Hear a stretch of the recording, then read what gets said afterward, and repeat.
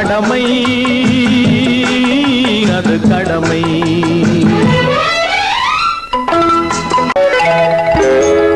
வாழை மலர் போல பூமி முகம் பார்க்கும் கோழை குணம் மாற்று தோழா. நாளை உயிர் போகும், இன்று போனாலும் கொள்கை நிறைவேற்று தோழா.